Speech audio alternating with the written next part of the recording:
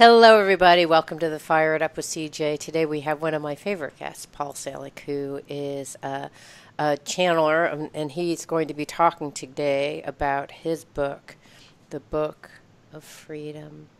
So welcome, Paul. Thank you for having me back. Hi, CJ. So for folks who are not familiar with you, this is one of three books. This is book 3 of a trilogy. Tell us a little bit about how you derive the materials in this book, and how you came about coming up with the ideas in the book. Well, I don't really come up with anything. I show up, I close my eyes, I ask for the words to be put in my mouth, and the guides that I work with deliver the books in their entirety. So all of the books, and there are now 6 in print now, I think, are the unedited transcripts of channeling sessions. The Book of Freedom and the book before it, and a good chunk of the one before that, were done entirely in front of students in workshops. So, I mean, there's really no writing involved. I'm sitting there and I'm taking dictation, and that's what I'm doing. And so there are books that are they meant to be read in a particular order, like a trilogy? Are they mapping to our spiritual development? They are. I mean, I understand from the guides that they're teaching in a one-room schoolhouse, so they're meeting everybody where they show up. And they do a good job catching people up in each book, because people do enter in different places. I do believe that the teachings are sequential from the very first book, which sort of holds the DNA of all of the others. But the Mastery Trilogy, this is the third book of, is a complete teaching, and the Book of Freedom is its own complete teaching within that.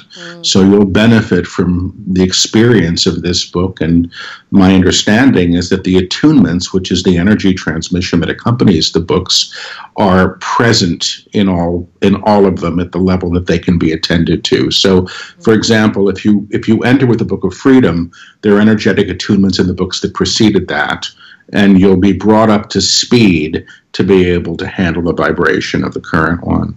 Oh, I see. So that you'll kind of know some of the material. So if I wanted to read, if this really responds to the idea of freedom, and I decide to read this book, there's materials within this book that will help me get up to speed, so that I don't Exactly. okay, got it. And attunement, just because not everyone's familiar with the term attunement, can you help people understand what I can try. So the guides that I work with energetic attunements, and they're done through speech, and they call them claims of truth. So they say we're all radios, our vibration is, our consciousness is the radio station that we're playing.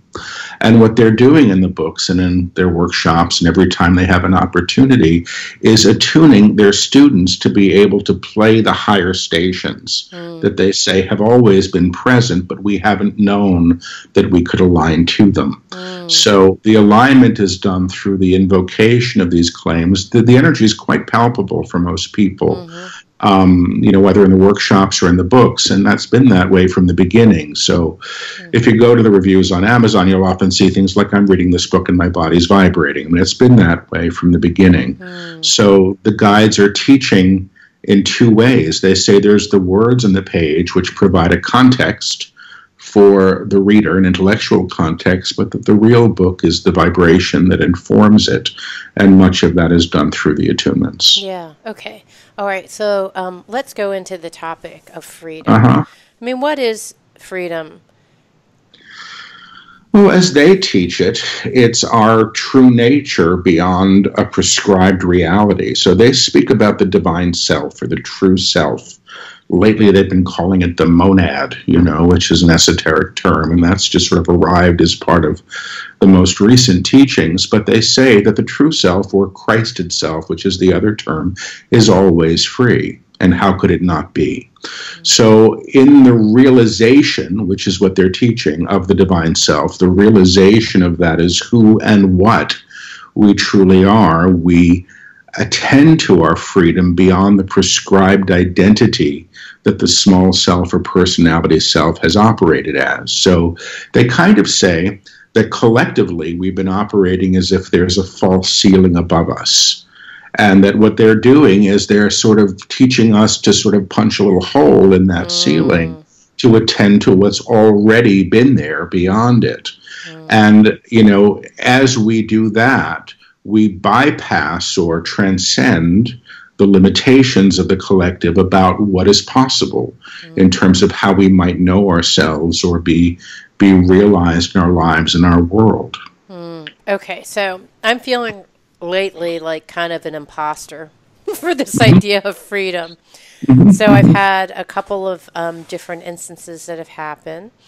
One was having my teacher, my spiritual teacher, do something that I wasn't really quite happy with, and feeling like, how do you speak truth to power? And what was interesting was I felt like here I am wanting to be free, caring very dearly about freedom, yet I was having a hard time truly expressing freely what I wanted, because some of the things that I wanted were from my small self versus my higher self. Because when I tuned into my higher self was fine. It was my small self that was not so high, like not as conscious. So, I mean, in the instance of freedom, I mean, how does that come in play? I mean, there's so much of that happening today in society where people are calling other people out, and I don't even know what to think of it, frankly. I mean, the guides have spoken about this, but they speak about it. They do speak of accountability. We're accountable to our actions, and the ramifications of them. That is something that is true. But they've also spoken a lot about the desire in our country specifically. I guess it's a human thing, but they talk about us here as still gathering our entertainment by watching the bodies hanging in the town square, that we like that. And I think it's in the Book of Freedom, they talk about stoning someone to death. Or they talk about the one that is vilified or has been vilified. And they say you all engage in this action, but you take no responsibility because it's being done. And they say, and you say, I don't remember this, but it was something like they say, the example was, well, you may say, I just threw a pebble. And they say, but that's the pebble that killed the man, you see. So that we're still accountable to those actions as well. I mean, the teaching of forgiveness is a challenging forgiveness. And I think that the fear that I have in my life around forgiveness is if I forgive, I'm going to be victimized again. I'm going to be hurt again, So I don't want to do that. The whole teaching of forgiveness, if I understand it, is about liberation. It's in the Book of Mastery that they give this example of walking into a cave, and in that cave is the one person you never want to see again as long as you live. And then they say, your job is to escort that person out of the cave. And they say, and it's because, you put them in darkness and they called you to that darkness.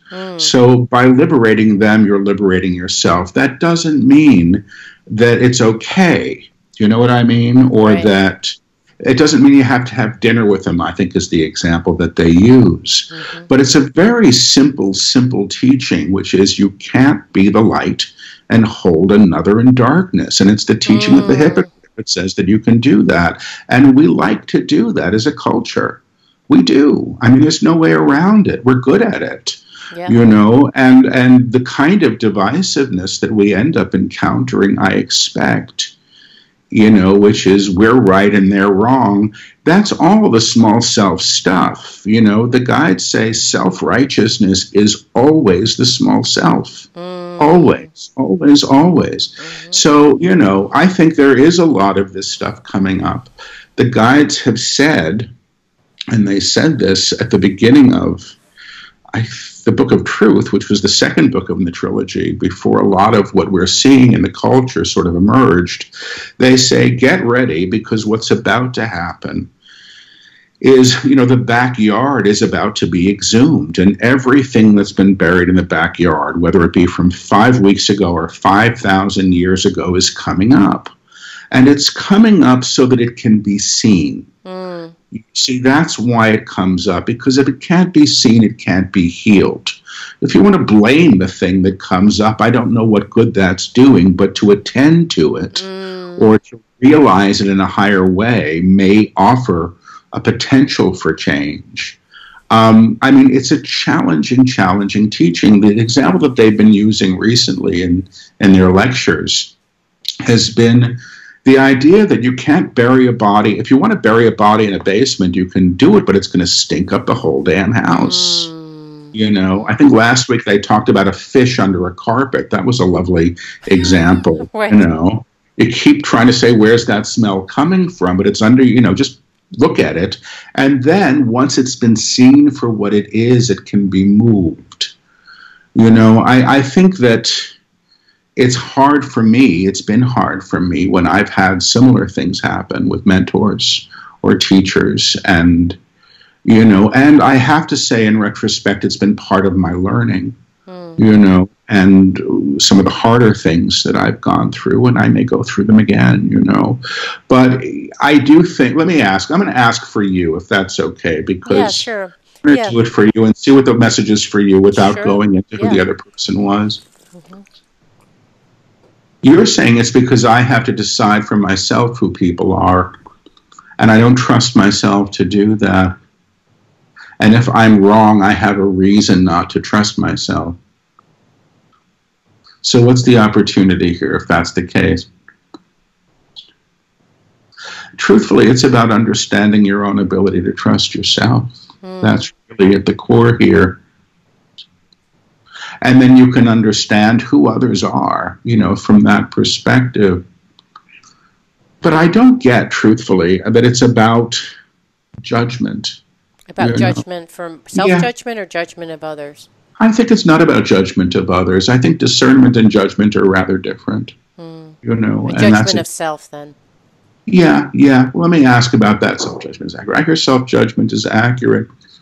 You see, the thing is, if you're right, you get to be an authority. And that's a little frightening, especially when there's an object that you've wanted to defer authority to. Do you understand? Where does that leave you on the other side? Okay.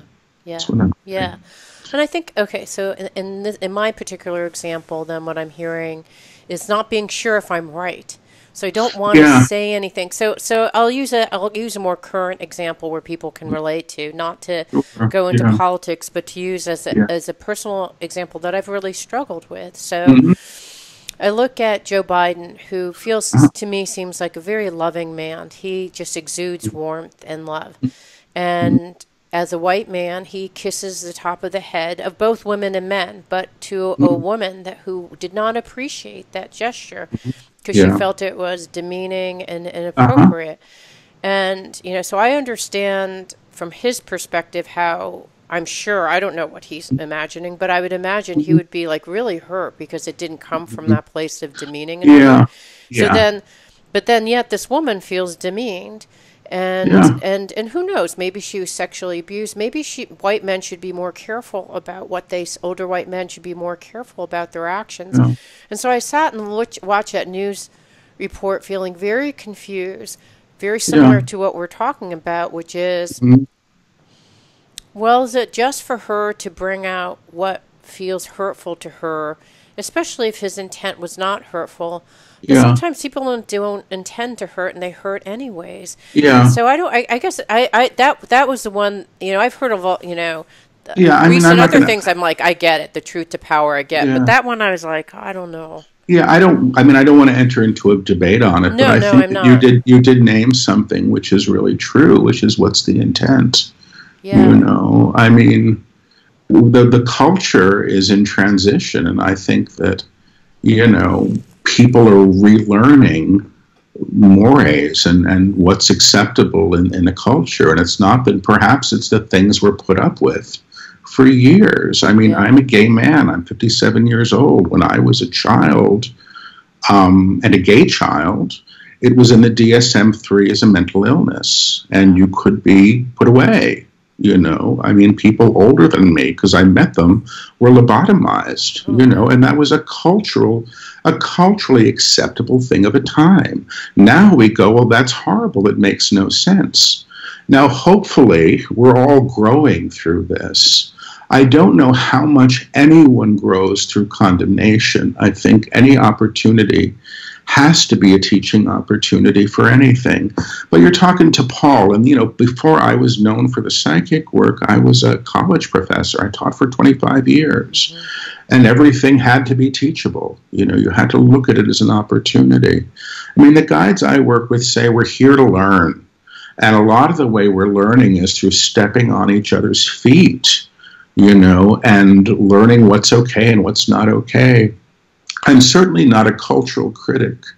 And, I don't know what's best. I'll see if the guides want to comment on the larger issue in terms of relevance. But I know they've been speaking about this stuff specifically in the book that they're dictating now. Not the example that you're using, but the need for blame and where that comes from and how we might look at things more constructively. Let me ask. And, for those of you who haven't seen the channel, I whisper the words and repeat them, so you hear this crazy whisper. It's just how it comes.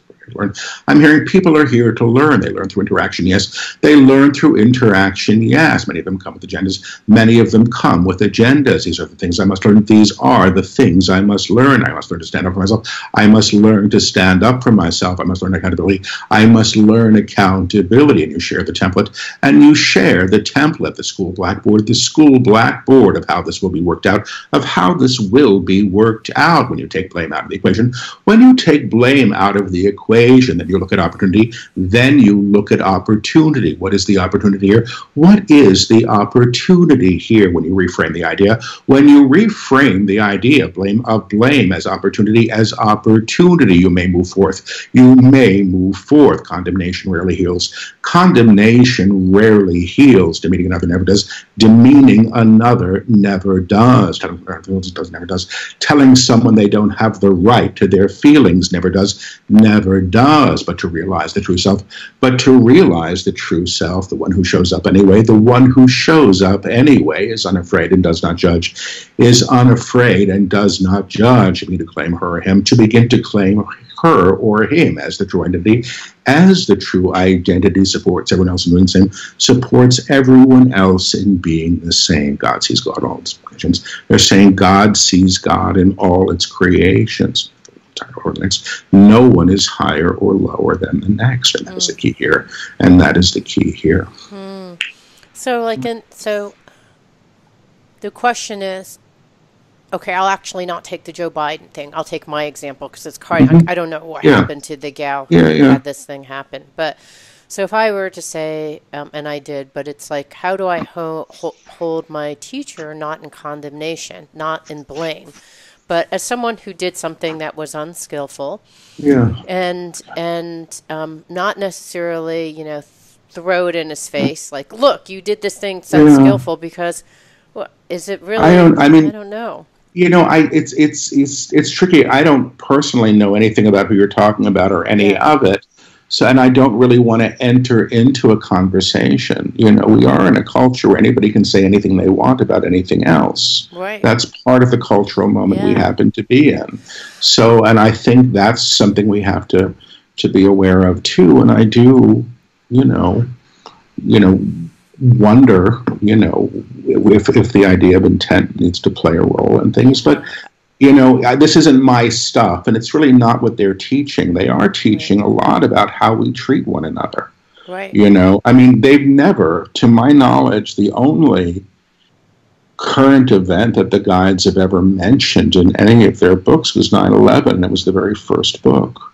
And they talked about how that had been an opportunity for the U.S.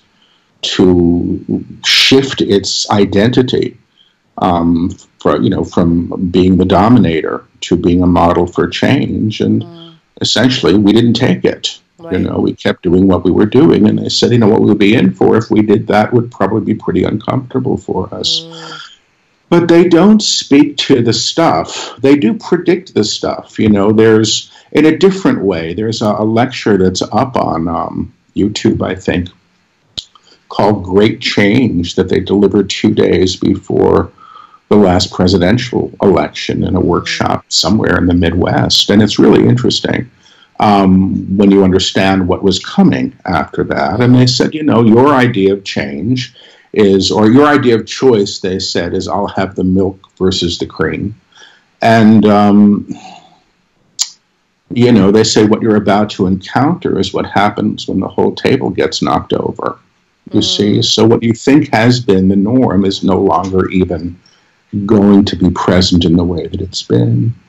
So I'm happy with the guides' teachings as they, move through this stuff. When I read psychically, which is what I was doing when I was tuning into you, I'm working differently. And there I go into the minutiae and the personalities and the names and all of those things. And that's part of my practice.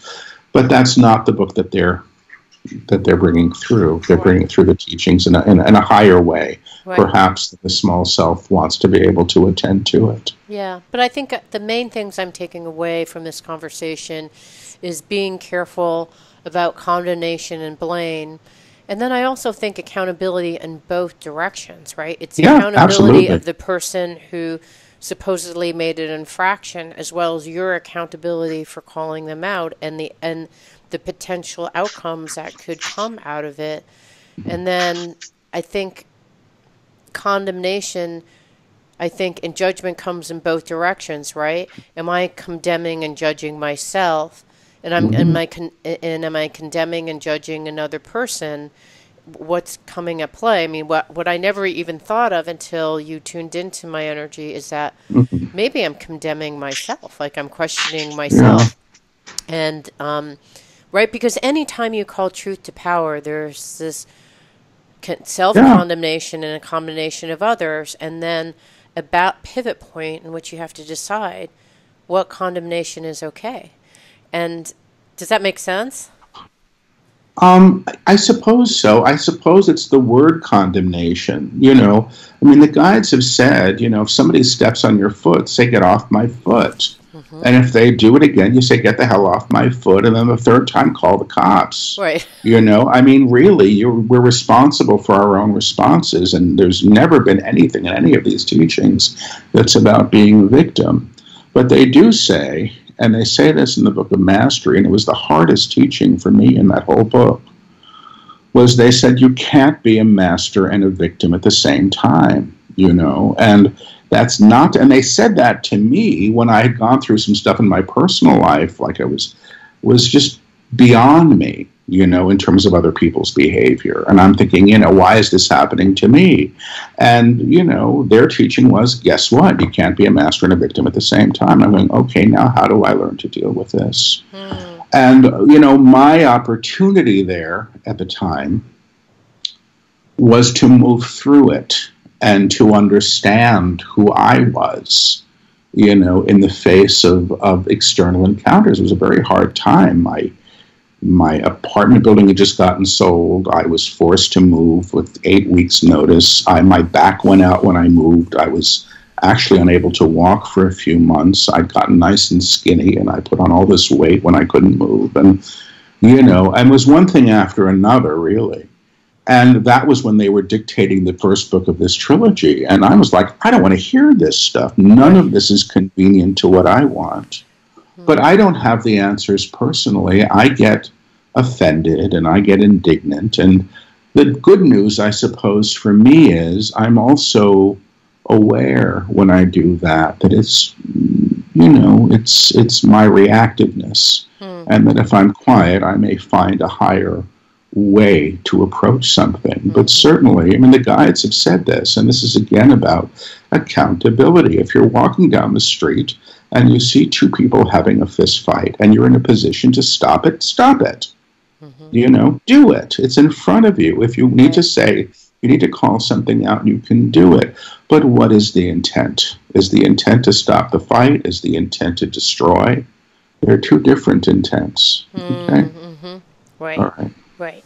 So let's talk more about personal freedom.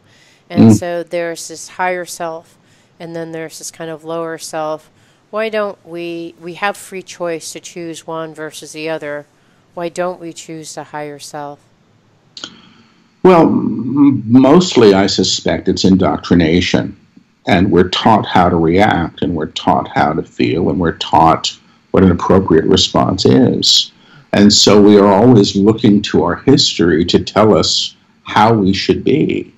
And as long as we're replicating history, we're going to keep getting it. So the guides say the small self knows itself through history. That's just what it does. You know, it knows itself through what it's been taught. So if I am willing to move beyond that, I actually have to let go of my attachment to outcome based upon the known. And that's a real pain in the ass. You know, I don't want to do that. Right. But that's the gift of it. And I'm not saying that I'm there yet, but it's really what they're teaching. I mean, they're teaching this claim, you know, of the divine self or the true self. And they say, you know, the claim is, behold, I make all things new. That is the divine self. But the small self looks at what was there yesterday, expects to have it again today, and calls it into the present. And that's how we end up replicating all of the crap in our lives that we say we don't want. We expect it to be there. So the opportunity, let me ask the guides, what's the opportunity then to go to the higher when we're faced with something?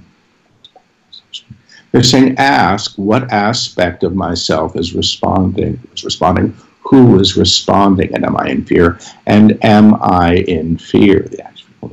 They're saying, you know, the action of fear is to claim more fear. Anything's in fear. Anything said in fear claims more fear, claims more fear. Everything acted on in fear. Everything acted on in fear will get more fear to you, will get more fear to you. That is its nature. That is its nature. When you're acting in fear, when you're not acting in fear or blame or collusion with anger, you're not acting in fear, you're not acting in fear. And you can be high, and you can be high and speak truth and understand that love, and understand that love must still be present in any situation. Right. So it's who is acting, the higher or lower self, and what then, aspect of self? what aspect of self is acting, and then is what's coming up a sense of fear, blame, anger, or some kind of negative emotion. And if I'm acting out of that, then I'm acting out of my small self.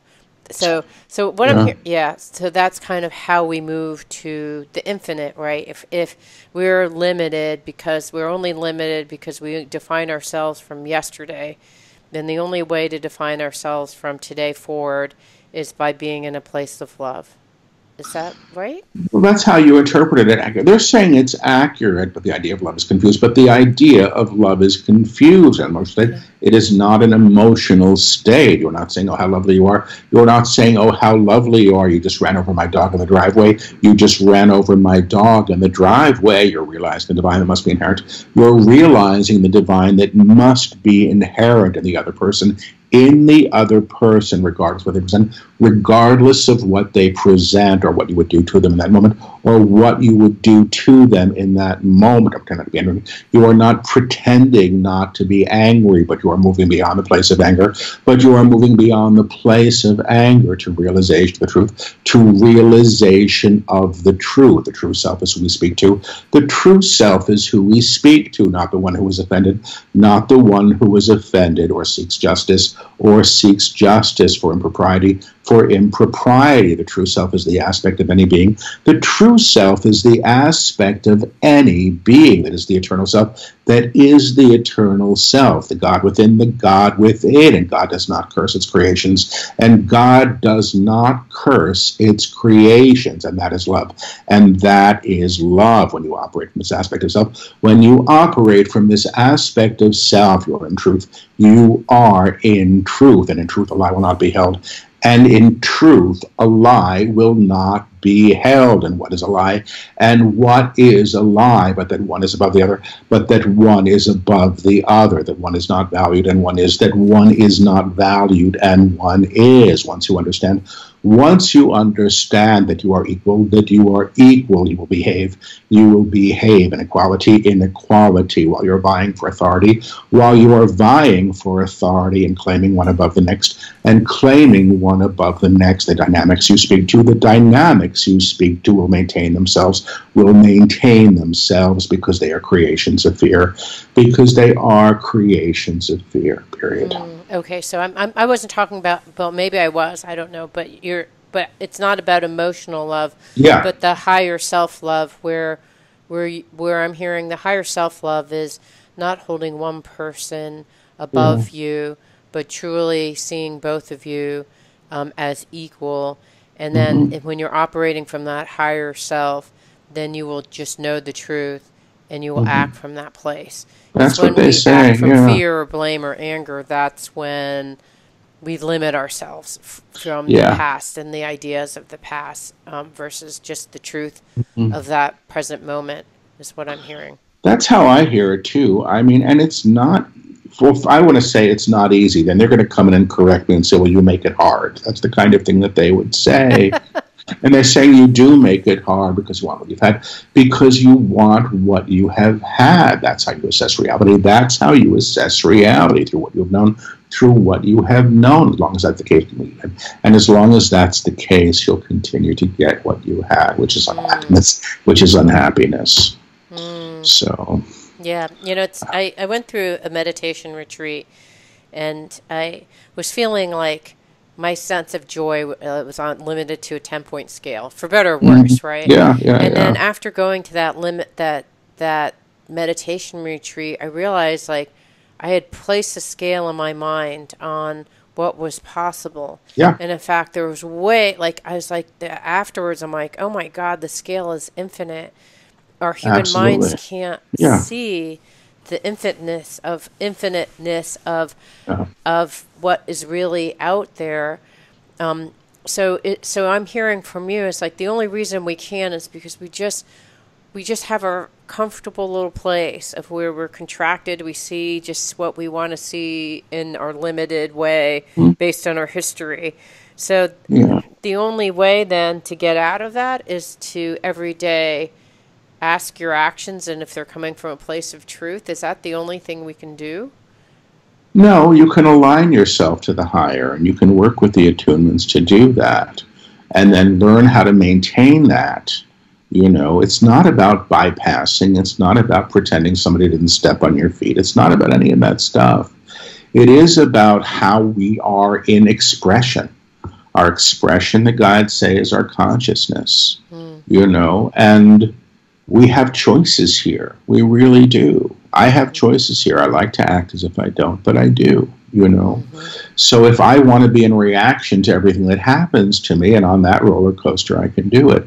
I mean, it's something that you said about the scale is something that the guides have taught. And they said, we're always ordering off of the menu of what we think we're allowed. That's it. We can't imagine more. And until we do, we're going to keep getting what we've had. And that's true for somebody who says, I don't think I can ever be happy. Happiness isn't on that menu, or I'm not going to know peace because you haven't. But then you can exclude it from the potentiality that might be there. So it's big stuff. And what the guides say about what you're speaking to, they're saying that everything exists in multiple octaves. Everything, and I mean, they don't talk about dimensions. They say, you can play any piece of music in another octave on into infinity. And just because you can hear it doesn't mean that octave doesn't exist. It has to exist. If you can layer, just like you can count forever, there can be no place the numbers stop. So the idea that our consciousness is held within this shared construct that they call an octave, this is as high as we can go, this is what we can know, this is the agreement. In the Book of Freedom, they're actually sort of propelling us beyond the collective agreement of what can be known. That's it. And I'll tell you, from one who's experiencing it, that is not comfortable. because my sense of identity was born through all this stuff. Right. My sense of who I am. And the guides are saying, that's not who you are. That's how you have known yourself, which is a very different thing. Right. So give me an example of when you're kind of like having a Paul moment versus a Chandler higher Paul, lower Paul moment. Well, I'm always having a Paul moment, and the fact that these guides even work through me is just, I can't understand it some days. It's like, why me?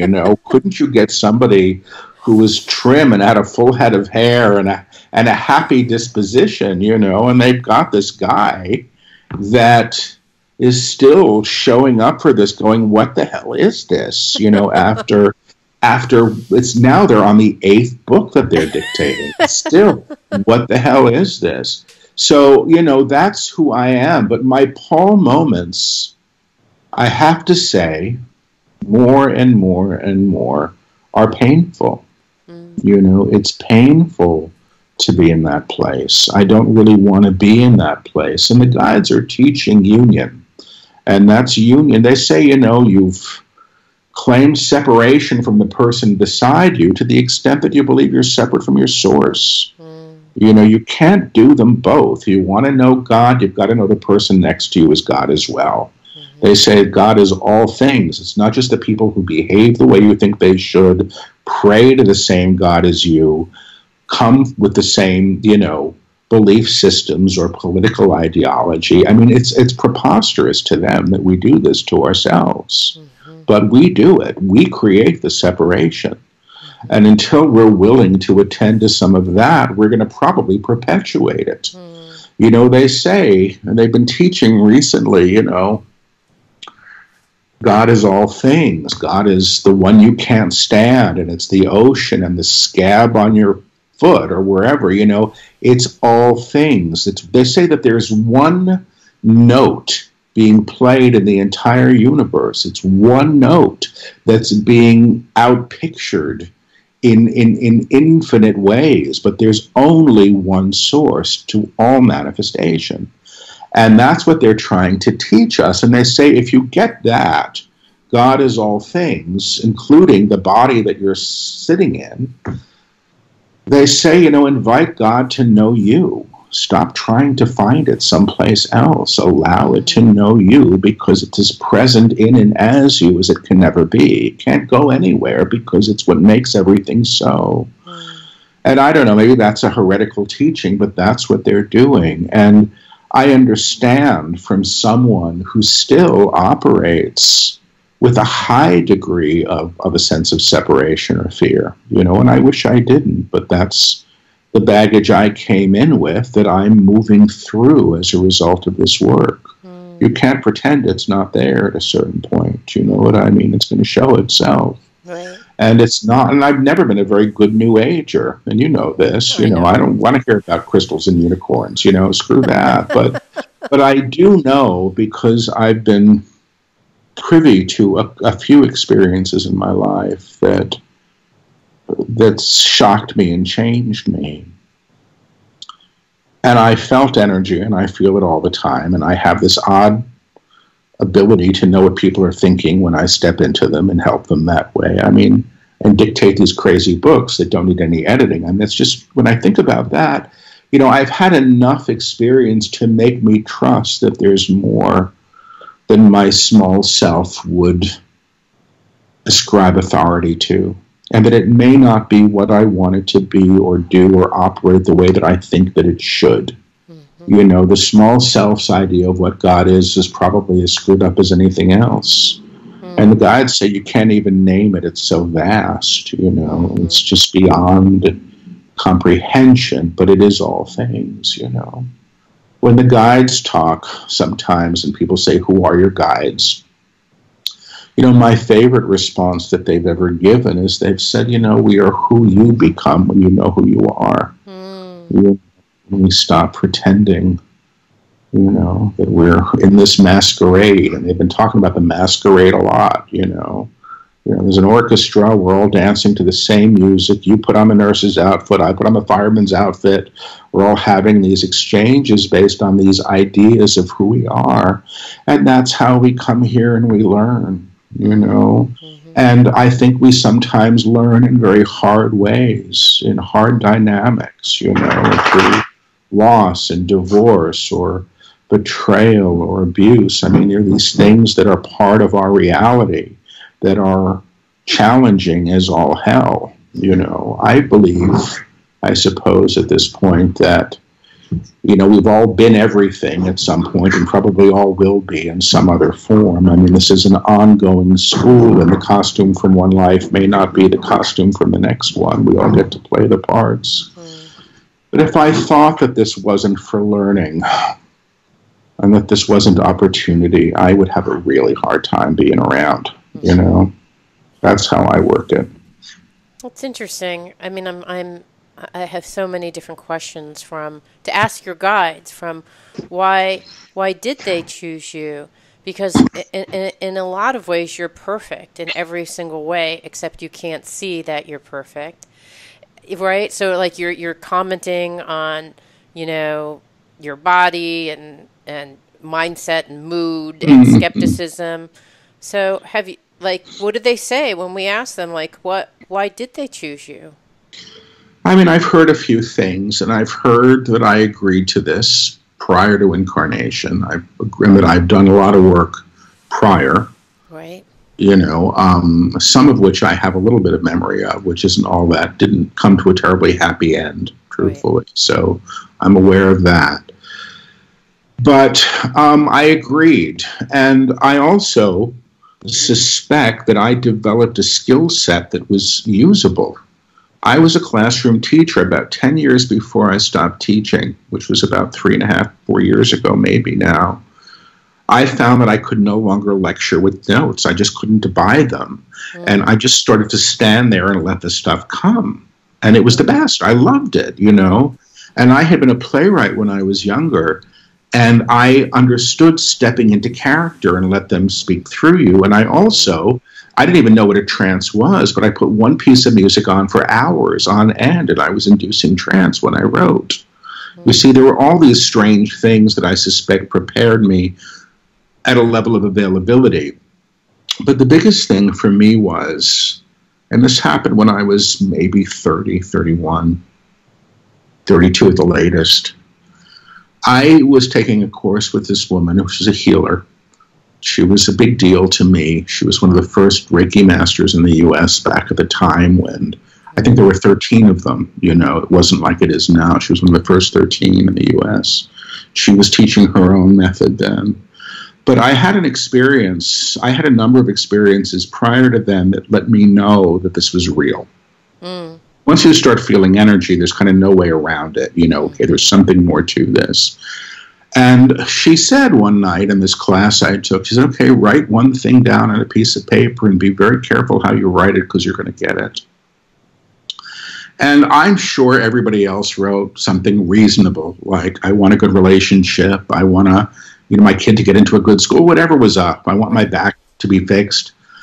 And I thought about it really hard, and I drafted this little statement.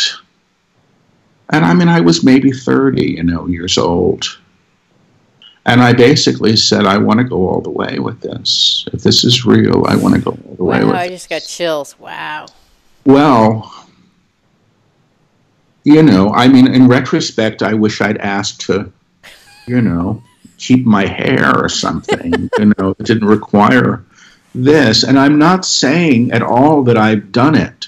But I will say that what's been coming through me from all of these books is how to do that. That's the teaching. That is the teaching. The teaching is realization in what they call the upper room, which is a higher level of vibration. That's what they're teaching. They're teaching the Christ made manifest, really, and their explanation of Christ, their definition, is the aspect of the Creator that can be realized in material form as who and what we are, It's not a religious Okay, so temple. but the question that has not been answered so far Good. to me is, Uh, okay, like get you have the skills, you had an yeah. agreement, you made the statement, but Uh-huh. the objection I hear you say is like, why me? I'm like a skeptical Yeah. guy. I don't believe in puppy dogs and unicorns. I Yeah. probably Yeah. scoff at this stuff. Why me? Like, what did they say is the answer to that? Because I've got to believe, like, there's something about your belief or demeanor or attitude that was perfect for this. I mean, I've heard that from students. I've heard that Okay, from let's people ask who them. What do they appreciate. say? I mean, I don't want to go here, but I'll go here because you're asking and it's you, and why not at this point? Answer is very simple. The answer is very simple. He said yes. He said yes. He simply said yes. He simply said yes, and we have a great opportunity here.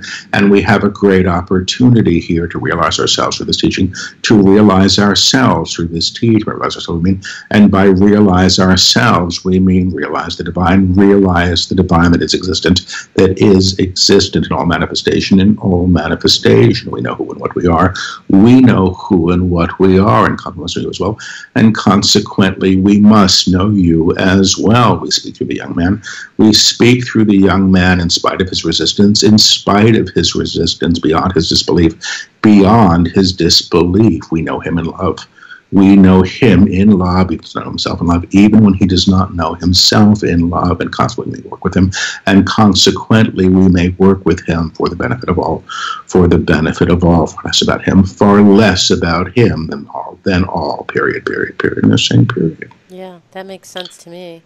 I mean, I think you represent all of us because we all are one, right? So, like, your skepticism, your cynicism, your whatever is where most of us reside. And so, I don't know. For me, approaching it from your angle seems to be exactly what we need, frankly. I mean, Well, I have to be clear with people about what I am and what I'm not. yeah, I'm not a spiritual I teacher. know. I'm not a guru. I don't want the projections. So I did a workshop once a few years ago in Austin, and some lovely woman showed up with this great big bouquet of flowers and put them at my feet, and I almost died. I think I said, boy, are you in the wrong class. This is so not what this is. So, I'm never going to wear this perhaps terribly elegantly. It's important to me personally that the work is helpful to people, even when I'm challenged by it. Yeah. The work, it's like a friend of mine who mentors me, when I was beginning to really do a lot of readings. And she used to say, Paul, the reading's not for you, it's for everybody else. You don't have to know what the hell it means. Right. And it's true. Do you know what I mean? I mean, if I tune into you and I see you wearing a tiara, I don't have to know what the tiara means, but I might say, what the hell's the tiara? And you might say, oh, I was a princess. And, I'm a that's all I princess in know. my own mind. In my own mind. There you go. That's all. All right. So we have 3 more minutes. Any last words about this book or, what we didn't cover that is like absolutely critical for folks who are listening now to hear about freedom? Well, it's true. I hear it's true even if you don't think it. I mean, I'll just say this. The guides have done workshops where they've turned to everybody at the end of the workshop and said, you know what? You never have to go home again if you don't want to. And it's true. We're choosing. We're always in choice.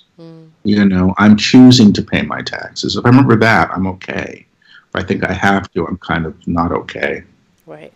So choice is present. Choice is present. Align to the highest choice. Align to the highest choice. Claim your independence. Claim your independence from history, and act in love. And act in love, period. Same period. It's from them. Interesting. I think that we often we have free will, but we never execute. I mean, we are probably more often doing, as I said, going and relying on our history to dictate our future versus being at the present moment and going to our spiritual truth and having our higher self lead the way. I think so. Yeah. Excellent. So tell me about your website is what? Tell me again. Is it Paul Selig? My name. PaulSelig.com, PaulSelig.com. Okay. And I do events all over the place, usually 2 or 3 a month. So there's all that. The schedule's up there. You know, the workshops are interesting. The guides attune everybody. And I do live streams on Wednesday nights. So the guides are teaching live on Wednesdays, and How can that's I up on my find that on website your as well. website? Okay, God. It is. So I can log onto your website on Wednesday night and actually get an attunement. You can log on to the website to sign up for the class, and because the class isn't done through the website, it's its own Zoom location, but all the information is there. And we're doing a free one. I think not this Wednesday, which is tonight, but a week from tonight. Okay. There's a free event, and that's up on my site. Thank you so much for being here. We've had Paul Selig talking about his book, The Book of Freedom. It's a third of the Mastery trilogy. Thank you so much for being here. Thanks, CJ. Nice to see you. Yeah, Bye-bye. good seeing you too. Bye-bye. It means so much to me that you're listening to the show. I would love your support in any way by giving me comments below, or to subscribe to the show, or share the show with friends. Thank you again for your support. Love and blessings.